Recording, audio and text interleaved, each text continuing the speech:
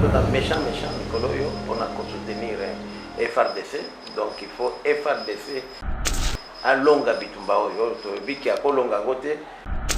Ce qui population biso, tout ça est incarné dans kati ya elle bazo sala ba opération militaire. Population dans la kati. Mais ce qui population a sa renseignement. Pas information mais renseignement et pas ya mapinga. Mapinga a koka koeba tefika munguna. Munguna a mis bomba ka facilement na population. Yango rôle na biso ezali wana. Conflit ezali soi-disant entre deux tendances. Il y a ba musulmans mais ba s'attaquer na ba bien public ba tout bibi tout ba policier. Ba ce que monde même beaucoup de blessés. Au Kokama ce sont des policiers. Au Kokama policiers ko zali na kamona. Donc c'est vraiment ba ADF ba valeur. Pour vous dire que il y a solo ba ADF ba za awa na Kinshasa. Bato ba pesa ka banani ba rançon. Ngana sona na bango. Yango na kutuna ba service na biso ya renseignement. Musala na bino nini? Bonjour, boyoka ba otage. Il y a des gens qui ont fait 2 mois, des années na maboko ya batwana. Ba ebi ndenge ba vivre ka isika bazaraka. Pour approcher bango boka information. Est-ce que vous avez que baranso wana et pesa maka na Beni, na Butembo, na Goma, awa na Kinshasa. Ba pesi mutoration tabengi kuna. Pour dire que batwana bazali awa. Yango na proposer na bi pona kolongola prétexte wana. Ba bandana na ba groupe, to bandana na ba groupe armé étranger. Ceux qui te suivent et puis pour ce qu'on a appris même ba maïmaï, même ba maïmaï, ba banga bango bako sunga FADC. Ba ensemble opération commune mais ceux qui munguna kimi na terrain maïmaï bako soye kuna. Après maintenant, to peux maintenant batu ya ba groupe locaux ultimatum puisque prétexte bazaki nango ya kozwa minduki po bakengela ba communauté na bango et aux sociétés. Il ne faut pas kokanisa ke ba Kenya ba Ougandais nde bakoya kozala la frontière ndeko nanga jamais mopaya ko kokufela ba la biso. Batu wana tozo bengisa bango pona entendement na ngai naza te na commandement militaire ba opération te. Mais en tant qu'analyste, Moussala bango rôle bango faisala ba pesa biso mayele. Tozana besoin d'expertise na bango. Tozana besoin de logistique na bango. Puisque surtout que ba pays wana, omoni ba islamiste kuna eza mingi ba islamiste. Ba méthode na bango ya combat bango ba ibiango. En tout cas ba incursion to bandoka je crois que aux journalistes d'investigation au bando baronde ba koti ba OK on sauter. Donc ça dit que président Félix a utilisé diplomatie de bon voisinage. A rassurer voisin, ce n'est pas nécessaire yoya awa pour me sécuriser ngara pour s'occuper. Opération mingi to sala ya pendant règne il y a Félix au pouvoir de Mouda Tumura numéro 1 il y a FDLR to capturer et to bomber. Ba chef nyoso wana ba groupe même au batika li mingi ko sala ba opération ezala FDLR ezala Interamo et de la route qui est la branche vraiment moko radicale, il y a le FDLR, et ça plus baka isolé, mais qui n'ont plus une organisation comme Bakaï Nango. Donc on a réduit sensiblement la capacité de Bango, il y a une nuisance. Abonnez-vous gratuitement sur votre chaîne YouTube congodialogue.com. Abonnez-vous gratuitement sur votre chaîne YouTube congodialogue.com. Il y a Congo Dialogue photo solaka. congodialogue.com. Balobi yo nanga photo solo là. Soko ozali congolais ya solo et sengeli otala bobele Congo Dialogue. Donc mona awa bokozwa ba émission ya kitoko ya émission ya culture ya kitoko pona mboka na biso.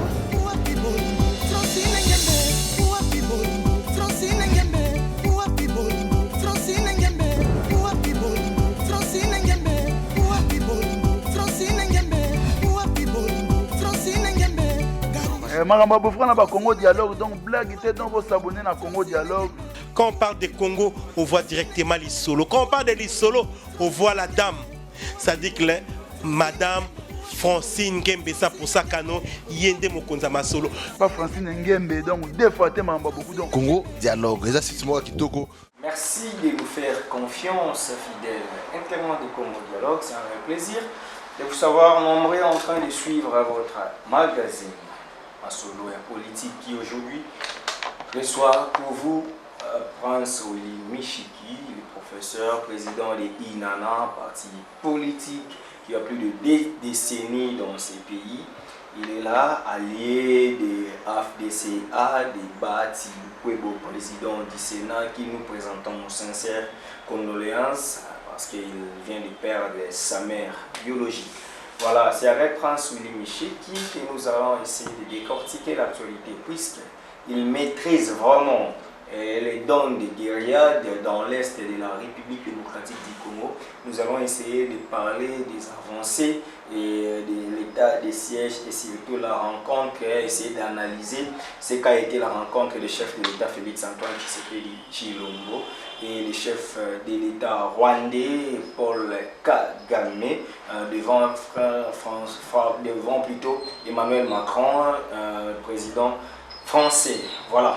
C'est avec Prince Willy Michiki qui est ainsi la proposition de la loi Noël Tchani pour ceux qui peuvent briguer le mandat à la présidentielle ne peuvent être que les Congolais des nationalités, les Congolais des Yus Soli, des pères et des mères. Voilà, c'est ça l'économie de notre émission d'aujourd'hui. Bientôt, nous allons pour Batunion Soboyo Kabiso et Zala. Moi bien, Prince Willy Michiki. Bonjour. Bonjour, d'accord. Tozongeli Olelo, bonne santé. Santé za konongono, kitoko. Inana boni. Inana est bien. Tozo s'activer le long na toza méchant mikolo yo pour soutenir FRDC. Donc il faut FRDC à longa bitumba oyo to biki akolonga ngote ce qui population biso toza oza incarné na kati ya Inana eza impliqué te. Puis biki ba opération et ce qu'on na fief na biso partie orientale du pays. Donc il faut vraiment biso nyoso à Inana donc se mobiliser comme un seul homme na FDC allié donc na front ko accompagner ba mapinga na biso. On dirait Inana et nous caractère visibilité, il y a actualité sur terrain on ne vous voit pas. Et on dirait so batuni batu Inana ba bika Willy Michiki mo mais on bimisa bakadi té. Bon, en fait bakadi té ndé ba awa ba bakamingi té mais ngana za pe en même temps puisque faut éviter ba on va bien l'ipsis lingua. Ce qu'on peut c'est que ça va na koloba loba après koloba loko il fallait pas loba. Mais tout ça bakadi muso ba loba kamuke mais ngai ndé en tant que président national statut na biso et puis singa makoki ya ko représenter parti ya ngoro moyi mingi ngande na saka ba intervention mais il y a des colloques il y a parfois des interventions oyo ba collègue muso basalaka mais na makambo itali vraiment politique vision munene ngande na pesa kango pour éviter muto yake ne kopesa makanisho eza ya biso te tant bo soutenir ba FRDC bozoma te ko soutenir na bino ko soutenir te ça et l'autre parce que bango ba na front bino bo mo soutenir bango tant que vous avez un signe, vous avez un polo, vous avez un soutien, infiltration et vendu. Non, c'est-à-dire que c'est vrai que il y a un symbole moko oyo ezali ko mobiliser tout d'abord. Puisque vous voyez que le problème est c'est-à-dire que elle bazo sala ba opération militaire. Population dans la carte. Mais ce qui population a opéré sa renseignement. Pas information mais renseignement et pas ya mapinga akokoka koyeba te fika munguna na munguna ami bomba ka facilement na population yango rôle na biso ezali wana. C'est vrai que même munguna akikosala ngo la koyebisa yo lelo ba ADF ba elera bazara kitasa oti komona bango wa échantillon na bango na stade de martyrs bitumba lekala ki wana ala akbar c'est les mêmes méthodes oyo ba utilisaka Badef de outil kolekana na stade de martyrs.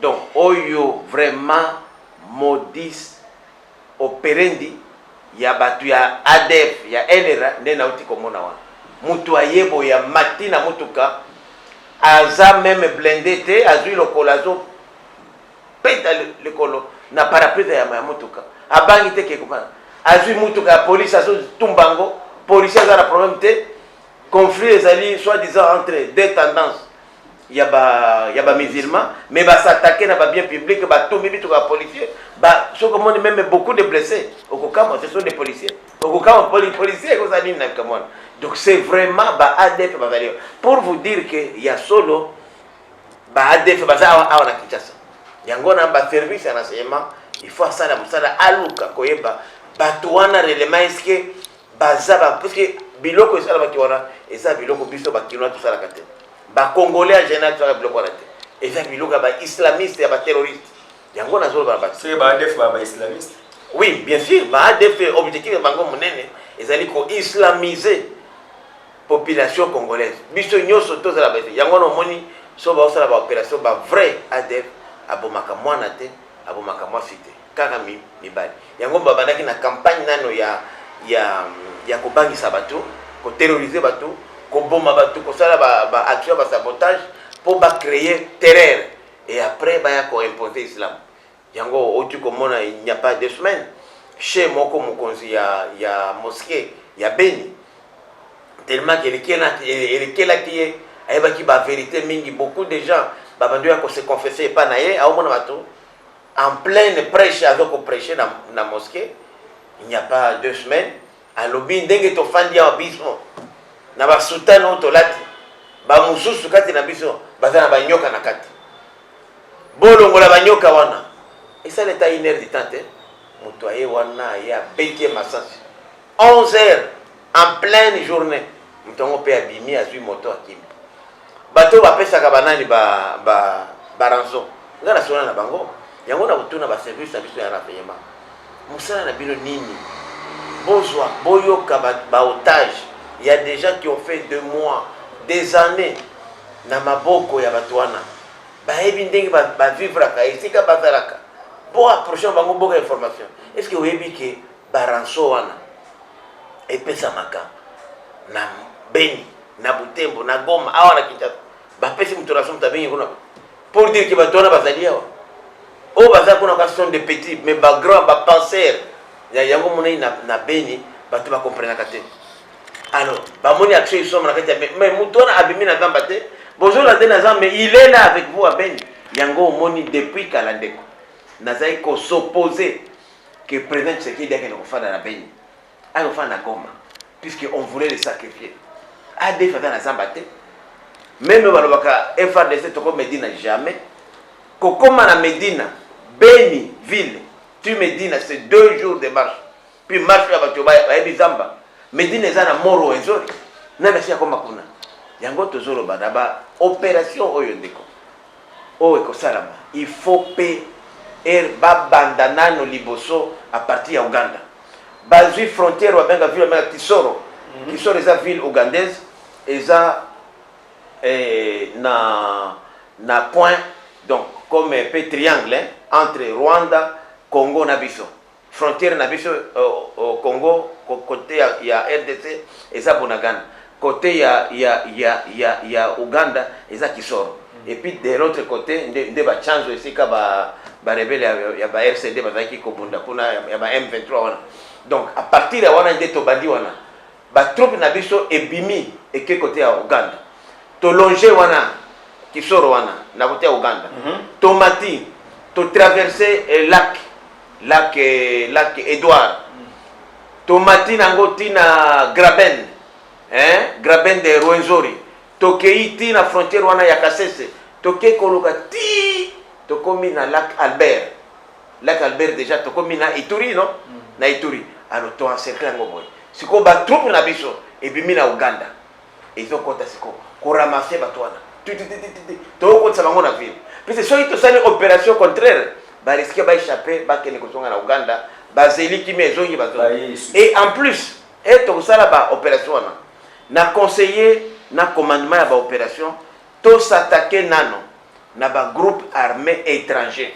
pourquoi na lobby ndengwana ngai ndeko na yo nazwaka chance ou malchance ya ko diriger entité Maïmaï area 1+4 et ba mingi lelo ba to mingi ba groupe armé mingi ba daki défi na processus bazonga na zamba nazo ko démobiliser bango balbi nanga mais excellence yo lobby na biso to tika minduki quelle est la garantie tozana ngo ke soki to tiki minduki ba FDLR ba LRA, ba ADF, ba Interamwe, ba RUD, ba kozonga te ko occuper mabele na biso.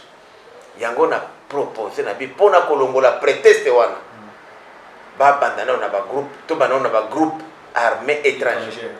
Ce qui te suit et puis to pour ce qu'on to appui même ba maimai, même ba maimai, ba banga bango ba ko sunga FARDC. Pas ensemble opération commune mais soti munguna atimi na terrain maimai ba ko soa ikona. Après maintenant to pesi maintenant batu ya ba groupe locaux ultimatum.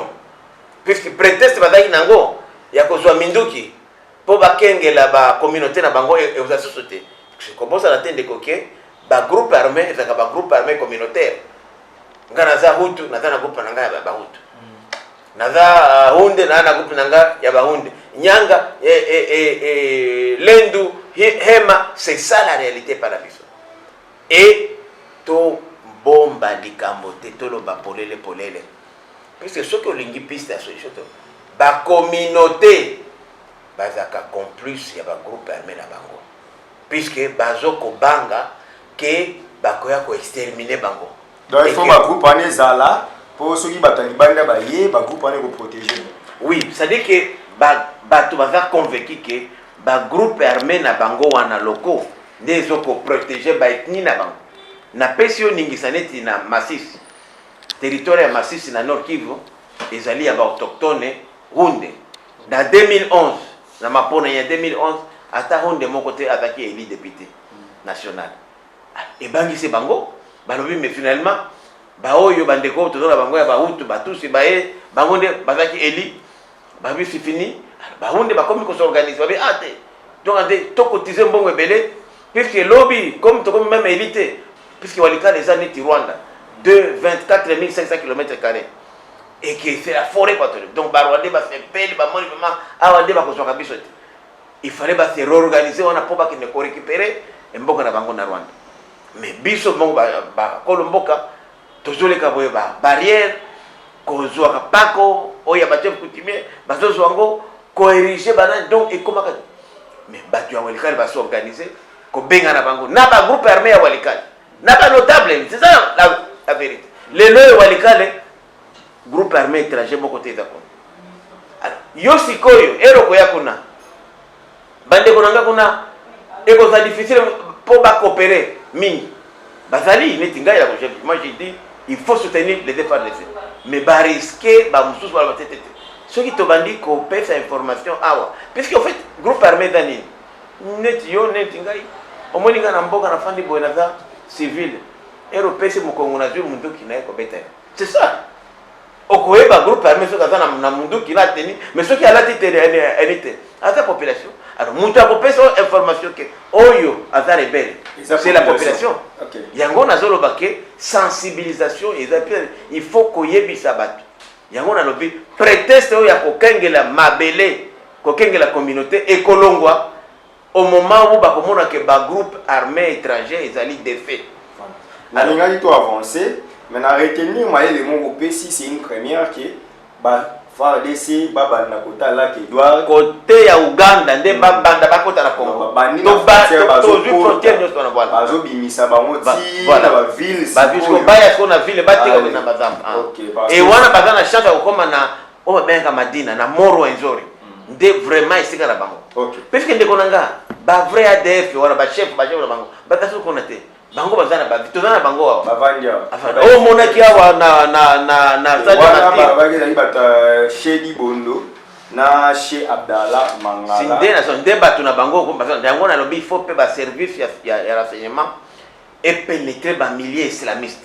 ba mosquée koyeba ni ezole karakola c'est là où tout se fait et puis il faut que ba ke mbongo oyo bazwa kaona ya ba rançon batiaka ngwapi nde ba commerce faut que surveiller ba commerce ba nouveau riche wana bazana wana yango mona et pas na biso na Goma yo soki oyebite même na Butembo la plupart des crimes ça la maka contre ba échangeur pourquoi parce que ba échangeur ande bazwa ka mbongo ya bato wana era meli mbongo na ye okomona ah ba mamu en tout cas je vous dis 90% ya ba crime individuel et ça la contre ba échangeur c'est un phénomène qui ngai en tant qu'expert en matière de sécurité nazoko étudier phénomène wana et j'ai compris que ba échangeur on a comme ce sont des gens qui brasse beaucoup d'argent cash, basalaka mingi na mbongo ya batwana.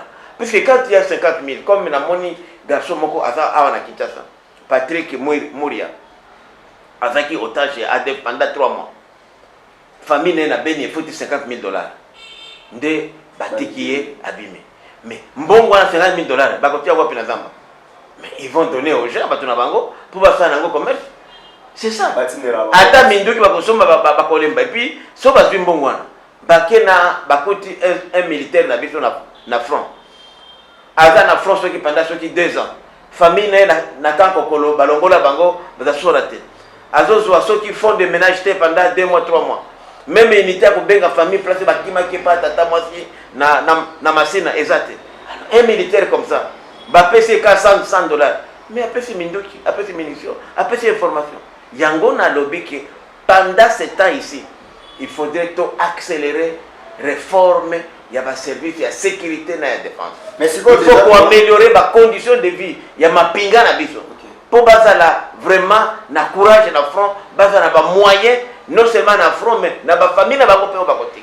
Et bon mo bande ko tango ben ici sous ba troupe ya Libanda le kolo ya Kenya pour coûter alors qu'il faut rebondir nous faire de l'autre côté il faut monter la sous ba troupe baba armée étrangère oui, c'est-à-dire que pour Nangaï, il ne faut pas qu'Okanisake, ba Kenya, ba Ougandais, ne ba Koya kozala la fronte. Ndekonanga jamais mopaya koya kokufela ba la biso. Batouana tozo bengisa bango pona entendement Nangaï. Naza te na commandement militaire ba opération te. Mais en tant qu'analyste, musala na bango rôle bango fezala ba pesa biso mayele. Tozana besoin expertise na bango. Tous en a besoin de logistique na bango. Puisque surtout que ba pays wana, au moins ba islamiste, qu'on a déjà mingi ba islamiste, ba méthode na bango ya combat, bango ba ibiango. Et la plupart ya ba ADF ba Ougandais, quelques Tanzaniens, Kenya, baza mingi batuya, on va mettre East African Community, communauté de l'Afrique. Donc bato ba izo ya wana ba ebi déjà méthode na bango ya combat, ba que même ko intercepter ba communication na bango. Puisque le système on a pas mingi aux anangote. Donc faut pas que ça que Kenya koya après que le coup à la front yo congolais ozoli à fofu na yo matamba na yo bango tétété biso nde to tout mboko yo eza ya biso na je me rappelle era Mobutu na bana mona Mobutu bandolo ba na tiaka mayele na ngai na ba fantassin na ba beret rouge na ba beret vert na vai na oncle na ngamo azaka beret rouge na kaseta jour moko alali ya biso chapote la kiti na ke kotanga awa amoni na masinya bakomi tokowa pona ekolo nga museni nayebaki lingala wana te nayebi non tokokufa pona ekolo to yo mutu ozokotinda akende kokufa papa tina bakondisio ya bien mutu azokende ayebi ke nga nakoki kozonga te mele aba na condition moko morale ya bien yango nalobi ke il faut yango nalobi nayebi ke les moyens sont limités. C'est pourquoi parmi les pistes na proposé que les frais de fonctionnement ya ba province ya Nord Kivu na Ituri ba rémunération wana ba pesaka na ba ministre provinciaux na ba membre ya assemblée provinciale gouverneur na vice na ye mais mbongo ebele puisque ba kosala sote musala bango etelemi pourquoi pas ne pas réduire ça de moitié ou ko pesa bango 20% puisque okofuta mutu te qui ne travaille pas comme ça mbongo wana ezala reverser na ba opération militaire sikoyo lokole kozala bongo état de siège les autres bien. État de siège, c'était vraiment pour moi la solution ultime. À part ça, mais il bandit déjà. Mais si pour un mois, on va le renouvelable évidemment. Minimum, il faut ça à 3 mois, maximum 6 mois. Puisqu'il faut vraiment connaître. Qu'est-ce qui se passe dans l'opération précédente, tout le monde, même à l'époque, il y a Kabila, même l'époque, il y a Mobutu. Bah, il va faire l'opération. Bah, soldat bakei. Et il va dire qu'il vit des rebelles à Yegozonga. Et ceux qui rebellent à Zongi, à quoi qu'on s'en prend dans la population, puisque la population est collaborative, n'a pas encore. Et c'est ça les défis. On a dit que tous les troupes, c'est vrai que quand on a un front, il n'y a pas beaucoup de militaires, il faut les reconnaître. Tous les soldats rebelles, na Grand Kasaï, na Congo central, na Grand Bandung, na Grand Équateur. tozwa basoda nyonso wana bavole nyonso bayakona de façon que esika basali nettoyage baleki batiki basoda faut présence militaire pendant au moins une année naobi pendant au moins une année puisque rebelle so pendant une année aza libanda moyen azonga conseil de constitution na ezate puisque elle basali opération bozotika vide bango bazoya sema na bino puisque ils sont bien renseignés bon risque même na zera beaucoup tata mutu moko te bafandi na bango bafandi ti puisque rebelle ko eba été avec la population et puis ba ADF mingi wana oba ya Uganda wana ba Uganda bango na bandeko na biso banande na ngai ndenge moninga batandi ndenge mona biso et parfois nous parlons même la même langue mukonjo oya uti Kasese na Uganda na munande oya uti Butembo Beni muto oyo moko origine moko même biso po biso pe to utaka Israël Égypte to landi fleuve Nil ngana za descendant ya pharaon yango pouvoir na biso kutimio e uti depuis Égypte soko tali bio komona ke ba pharaon bazaki batuminga tolanda ba turc ba envahir Égypte balandi biso ba ko persécuter biso ba koko nanga wana ya ba pharaon to kimi tozangi esika yoken nde tolandi fleuve Nil ndambo na biso batikali na Soudan musu toketi na Uganda tofanda Uganda plus de 200 ans nde to banisi ko traverser na Congo tokuti ba pygmée to mundisi bango donc bato baza na Uganda mingi wana hein ba konjo baza bandiko na biso donc alors c'est difficile elle mo ba opération ko ça la différence na biso yangona siko moni appui ya population yangona contribution au muto a fanda ka biso non yo za mundande bien sûr za mukonjo bien mais yo fanda ka wate mais soki muto wana akopesa yo mapinga information na il faut y être convaincu que yo zo ya pora bolamu na ye yango rôle na biso sikoyo yo ba leader d'opinion ya ko sensibiliser ko pesa ba piste ya solution pour opération oyo pour moi c'est la dernière chance ce qui échoué non seulement que d'abord l'union sacrée est échoué mais aussi risque mboka risqué et embrasé puisque ce qui se vit aujourd'hui c'est inadmissible de kolanga. Inadmissible. Ok. Na mambo ya Est na lui wana vraiment vous avez na donné belé. Maintenant rencontre ya chef de l'État congolais Félix Antoine Tshisekedi Tshilombo na chef de l'État rwandais Paul Kagame tango mona di bango lobi na Élysée bafandi basololi et za ba signaux fort topo na yo eza ba distraction pour musala de GC bandaki na Ituri na Nord Kivu. Non, il faut d'abord qu'on le baque depuis l'avènement il y a Messi au Yongaja Baptiste na Anosaki arrivé naé ndeko Félix Tshisekedi na pouvoir ba relation ya biso na ba pays voisins notamment Rwanda na Uganda et ça au bon fixe. En tout cas ba incursion je crois que aux journalistes d'investigation au bando ba Rwanda ba koti ba OK on sauter.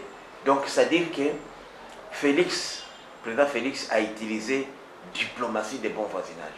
A rassurer voisin, ce n'est pas nécessaire pour me sécuriser ngara pour s'occuper. Opération mingi to sala ya pendant règne il y a Félix au pouvoir de Mouda Chomora numéro 1 il y a FDLR to capturer pe to bomie. Ba chef nyoso wana ba groupe même au batika li mingi ko sala ba opération ezala FDLR ezala Interamo et de la route qui est la branche vraiment moko radicale, il y a le FDLR, et ça plus baka isolé, mais qui n'ont plus une organisation comme baka donc on a réduit sensiblement capacité na bango il y a nuisance. Même dans ADF, on a fait quand même beaucoup de choses. Contrairement, il y a régime précédent, il y a Ndeko Kabila. Donc c'est pour dire que je crois que l'élo, tout ce que Kagame peut dire aujourd'hui, je ne dis pas, je connais quand même la région, c'est dans la sincérité. Puisqu'il a un partenaire qui rassure, qui peut raconter n'importe quoi. Et il a dit lui-même, il a dit que non. Si le Congo est stable, le Rwanda aussi le sera. Puisque Bakota n'est pas la biso pourquoi. Et ça, Kobanga, c'est pas que Balingika biso non. Bakota Kobanga, puisqu'ils ne peuvent tout à la frontière à Bango Moulaïmi. Et c'est tout à fait évident, ceux qui biso tout à stabilité, instabilité na biso, et comment et pas na Bango. Et que déstabiliser Bango. Alors, du moment où on trouve maintenant à la tête du pays un homme qui a une vision, qui veut stabiliser la région, ils ne peuvent que soutenir. Et ce serait une bonne chose parce que pendant les opérations militaires, Munguna, ADF, LRA, n'importe qui, FDLR, akoko kima ake na Rwanda.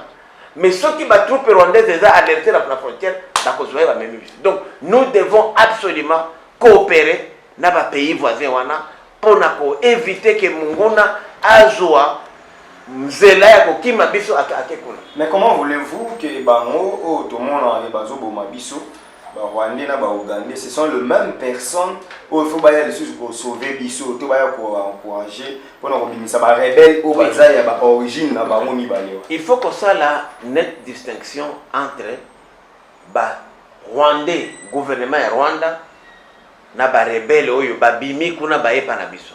Pourquoi ba rebelle au ADF par exemple? Ce sont des Ougandais. Mais bango ba rebelle wana ba réclamant parce que boyo ça rebelle na mboka. Mais justement, il y a un zoba. Puisque tellement que qu'on n'est pas dans la puissance, c'est fait dans ma case. Moyen va s'organiser les athées. Et ils viennent chez nous pour s'organiser, bazonga sous na mboka na bango. C'est comme bis na walita les bien sûr que ba FDLR ba yaki, ba mani ko sala ba centre ya entraînement, ba école il y a vraiment des guerres, il y a minene. Mais biso moko ba loko sans appui à FARDC à police, to s'organiser to bota bango dehors. Puisque les lots qui vont à Kakuna, les lots peut-être n'a évité tension comme un dégré biso na Rwanda. Puisqu'ils voulaient se réorganiser. Puisque ceux qui armés et perdent na front, ça va mettre un repli stratégique pour se réorganiser. Et biso tu peux ça bango chance wanate. Yango moni même ba ADF, ils n'ont pas pu islamiser Ouganda, ils ont échoué.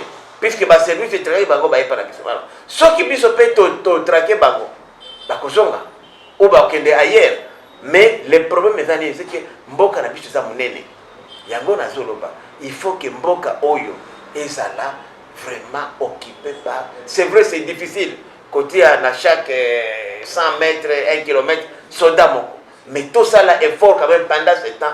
Si même on ne peut pas faire ça, tout le kata va satellite par radar pour que l'État au moins contrôle l'espace naïe. Puisqu'on ne contrôle rien. Moi, je vous dis, chez moi, au Walikale, 25 000, 4 000, 24 500 km, presque 90%. Ils sont à Zamba. Autorité, police, soldats, donc n'importe qui, même, on s'est installé, on crée moi armée, moi bande armée, au Fadi. Tu comprends? Donc, ils ont des problèmes, il y a autorité, on a dit qu'il faut élément et qu'est-ce qu'il faut faire, surtout pour occuper les espaces de vide, parce que l'espace vide ok. Prince Willy Meshiki na limite aussi sa dossier tout le gouvernement en nationalité parce que mission est dans la souka. Paul Kagame a lobby et membre rapport mapping wana Rwanda c'est là pour ça la crime mon côté. Donc nous sommes loba génocide 10 millions de Congolais bakufi selon Paul Kagame Rwanda aza innocent na mambo de tout le monde vraiment na mambo bango batika lo selo monter na mambo que ça soit rebelle au gouvernement on ba yeli lo monter na mambo massacre et puis il y a pas eu crime en l'est de la République démocratique du Congo selon Paul Kagame. Une interview exclusive il y a France. Voilà. Ngai nalandaki ba propos ya ndeko Paul Kagame. Mais les rapports wana ce n'est qu'un rapport des experts. Mais il faudrait maintenant que biso nyoso eza la Rwanda eza na biso nous appartenons à une communauté qui s'appelle Union africaine. Nous appartenons à une autre communauté qui s'appelle Organisation des Nations Unies. Dans l'Organisation des Nations Unies, nous avons ce qu'on appelle le Conseil de sécurité. Il aurait fallu que rapport wana examiner le Conseil de sécurité à la Nations Unies. Puisque ce qu'on a les mêmes constitutions, je crois, article 214 et 215, les résolutions prises par une communauté internationale ont une suprématie sur les lois de la République. Donc, ce qui est là, Conseil de sécurité, a mis une décision concernant Bisson, na Rwanda, Bisson tout s'est plié. Nous avons aussi au niveau de l'Union africaine, Conseil de paix et de sécurité, qui peut aussi nous condamner. Alors, moi, je ne vois pas pourquoi tu as le débat sur base d'un rapport. Ce n'est qu'un rapport. Ce n'est qu'un rapport des organisations. Nous devons oublier que le Rwanda a commis des crimes en République démocratique du Congo. Ce que nous devons, puisque les rapports l'a dit, c'était un rapport. Mais ces rapports-là, c'était un rapport. Même par rapport. Toi et moi sommes Congolais, nous savons que l'Est de notre pays a été toujours menacé. Et parmi des insurrections armées, nous avons des FDLR provenant du Rwanda, nous avons des M23, tout ça, ça et là. Mais quand un chef d'État de cette région avoue ou nie qui n'a jamais eu des crimes en République démocratique, comment ça, c'est pas l'insulte à la mémoire collective? Non, moi je crois peut-être, vous savez, il faut comprendre. Moi, j'écris comprendre. Kagame a dit il n'y a aucun crime que l'État rwandais ou le gouvernement rwandais a commis au Congo. Parce que lui ne peut parler que des États. Ceux qui les lotent aux Congolais, les rebelles Congolais, les bandits, les Kuluna, les Congo Brazzaville, les saboter, c'est les Congo qui appellent ça. Non, ce sont des individus. Pour lui, il a parlé comme président de la République. Il dit que son gouvernement n'a jamais commis de crimes au Congo. Ça n'engage que lui. Mais Bissoli a la polémique que moi j'appelle débat de caniveau. Je m'explique bien. C'est un débat de caniveau. Tout saisir par instance compétente. Mais il y a une extrémité, il y a un individu ceux qui pourtant, ce n'est pas qu'on pouvait parler de la nationalité, vous tuez des étrangers chez vous, alors que ces étrangers-là tuent les propres fils. Mais la personne n'est pas FDLR, combien, même pas Nangaï. Ce sont des Rwandais. Est-ce qu'on peut imputer qui crime à FDLR, à Interam, c'est le gouvernement rwandais? Non.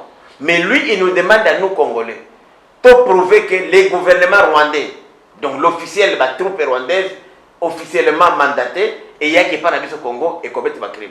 C'est ce que lui nous donne comme défi. Alors moi j'ai dit, puisque Bissot te répond, oui, ça apporte quoi? Rien du tout. C'est un débat de caniveau. Mais par contre, si nous voulons nous officialiser le dossier, préparons les dossiers, amenons les dossiers par exemple devant les conseils de sécurité, là où nous tous nous sommes redevables, amenons les dossiers devant les conseils de sécurité et de paix de l'Union africaine. C'est ça être maïele.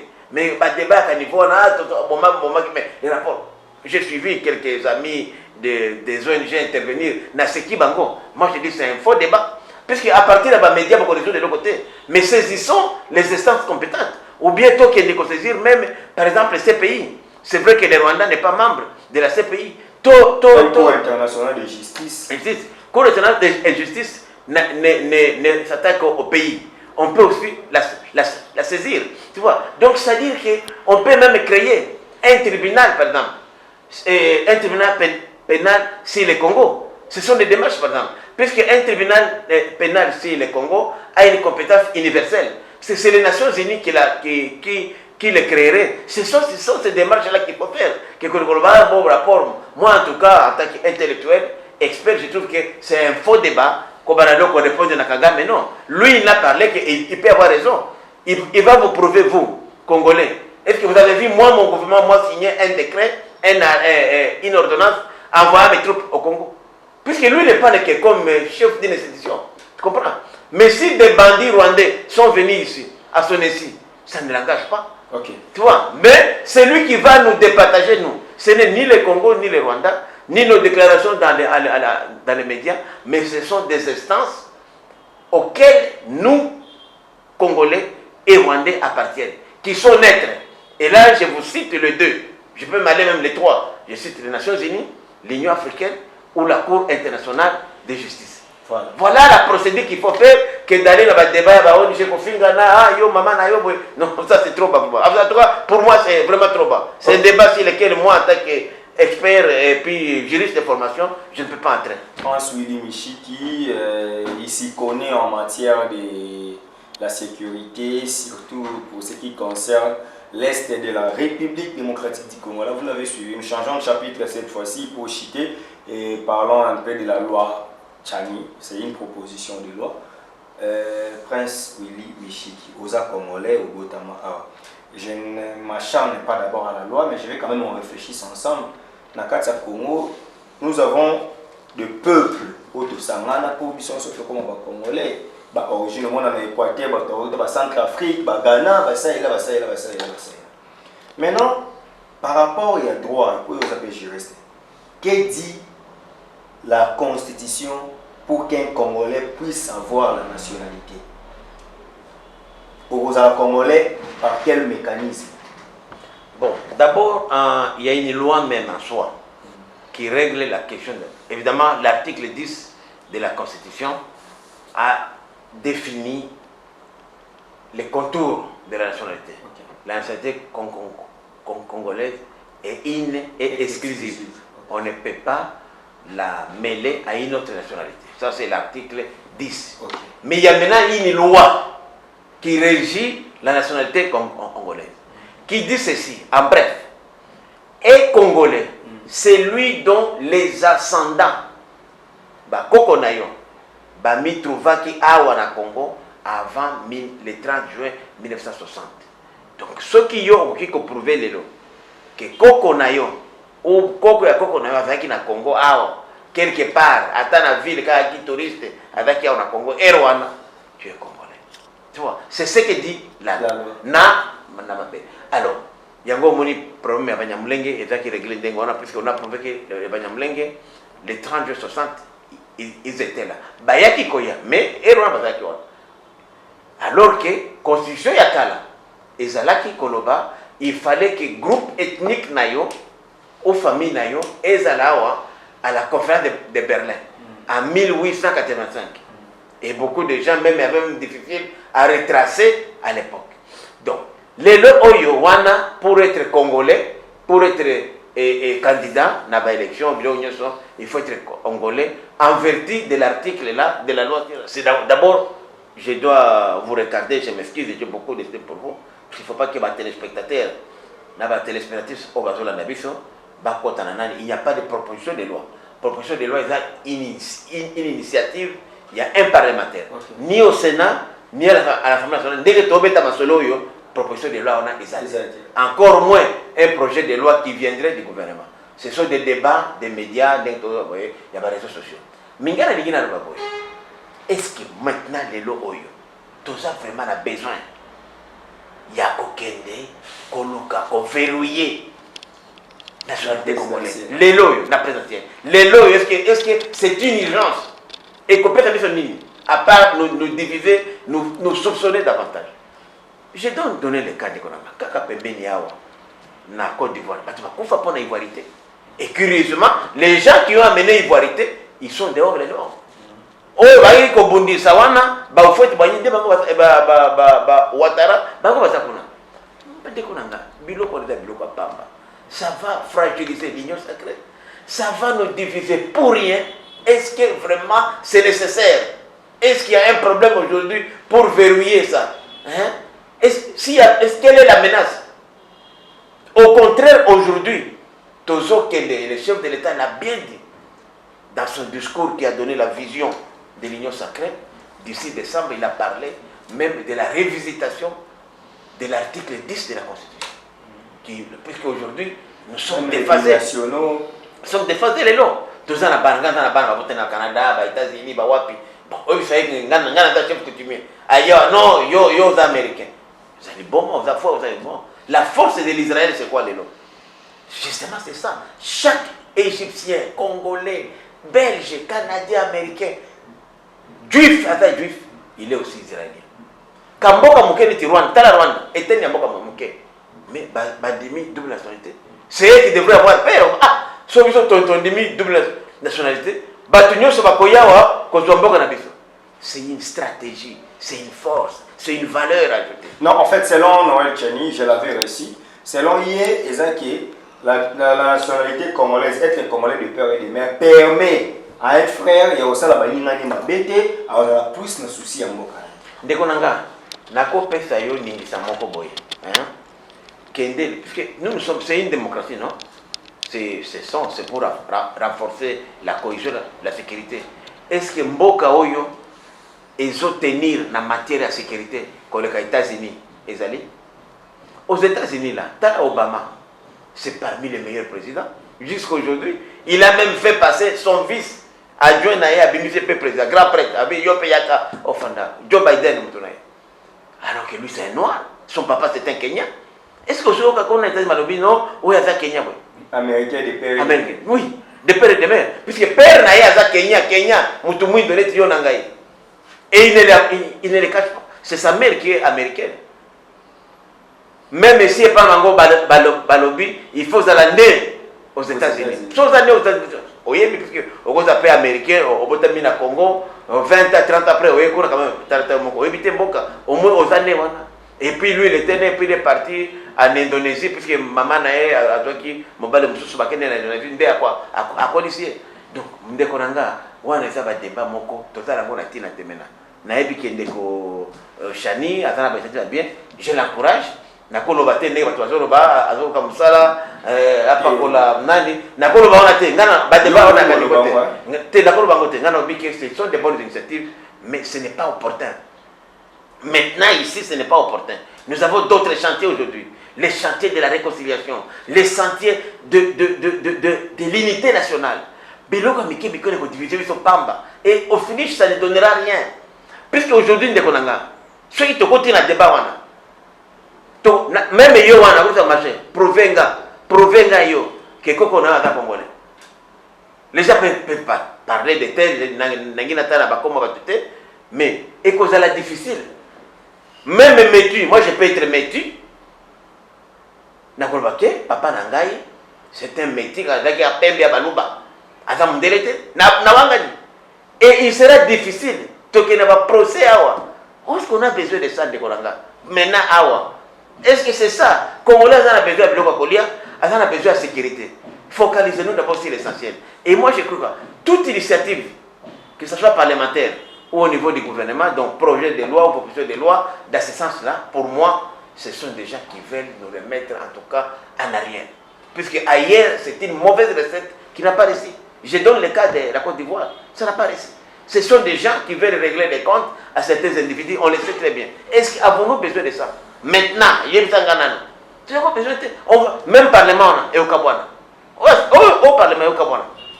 Est-ce qu'avons-nous besoin de ça? Les loyaux, nous sommes l'unique Parlement au monde où ils sont en opposition. Les loyaux, puisque l'opposition c'est contre un programme du gouvernement, au moins même président du groupe parlementaire de Konanga, Mitananga et François Zekouyi, a bête tout ce donc, ce sont des avancées. Alors, on veut remettre tout ça maintenant en cause. Tout créer opposition. Moi, je crois que ça, ce sont vraiment des choses. Je m'excuse, j'ai beaucoup de respect pour mon frère Tchani.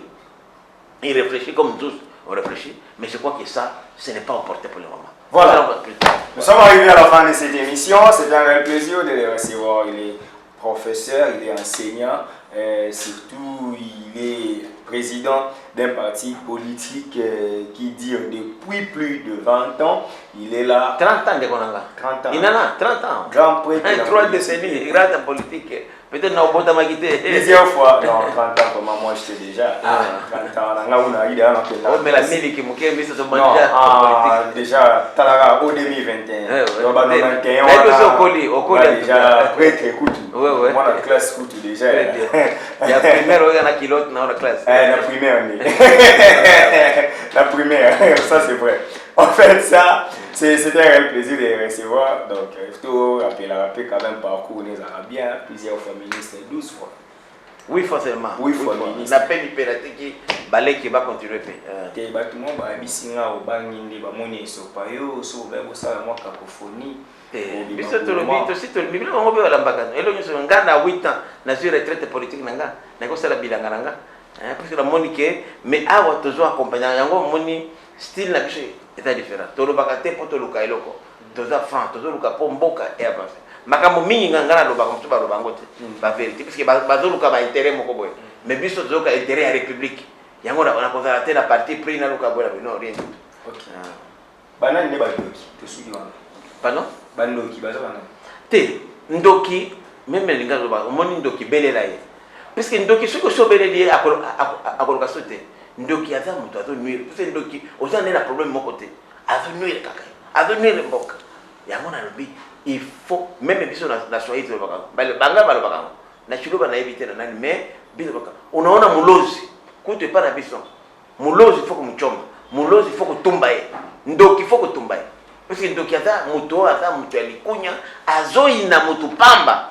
Pamba ka boye azo Bakambo. Mais somme le n'était pas chef de l'État et c'est justement mes chefs de l'État comment ça a été chef de l'État azam na société la biso à vivre la paix na biso ayebi réalité na biso bongo chef de l'état auti na planète mosusu c'est quelqu'un qui vit avec nous ayebi que balbaka nona ndoki belela donc chef de l'état eloko alobaki eza ya solo et moi d'ailleurs nalobi koto lui d'ailleurs azalaki bien ayamoni ndoki mpe atiki ndoki ifrai aloba ndoki wana tozwa ye totumba ye oui ndoki azalaki bien amonika ndoki atiki biso loka ndoki mulozi umuchome mais président azata ye do aza na motema bien mbo ndoki abotika ye mais c'est dangereux kotika ndoki puisque akoya koboma bato pamba il faut koanticiper koatia ye hors d'état de nuire. Voilà. Émission Sili, message de ma numéro de télévision.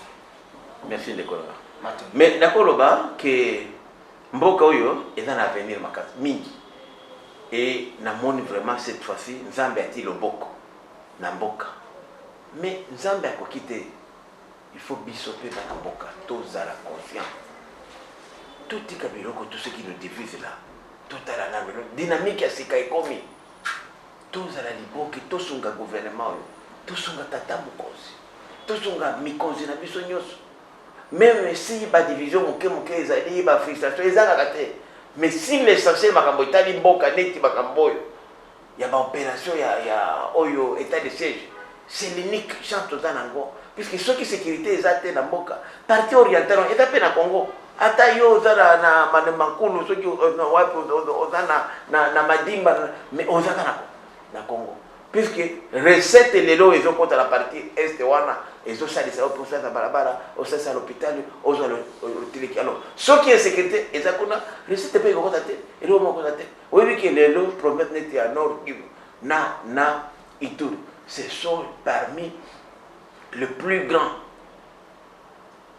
pourvoyeur ya ba recette ba parti wana ya mboka alors soki est sécurité ezakuna ça va affecter pe budget na biso.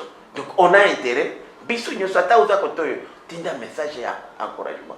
Luka ko zala na discours beaucoup conciliant.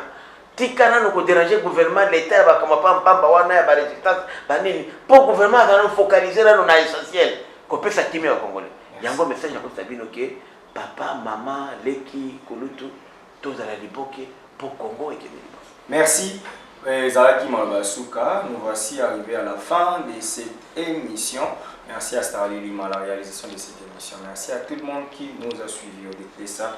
Merci et nous allons nous retrouver très prochainement pour un nouveau numéro de cette émission. D'ici là, portez-vous bien. Bye. Abonnez-vous gratuitement sur votre chaîne YouTube. congodialogue.com. Abonnez-vous gratuitement Sur votre chaîne YouTube. congodialogue.com. Il y a Congo Dialogue Photo Solaka. congodialogue.com.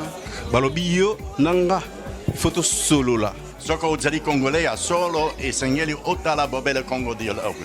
Donc mona awa bokozwa ba émission ya kitoko ya émission ya culture ya kitoko pona mboka na biso.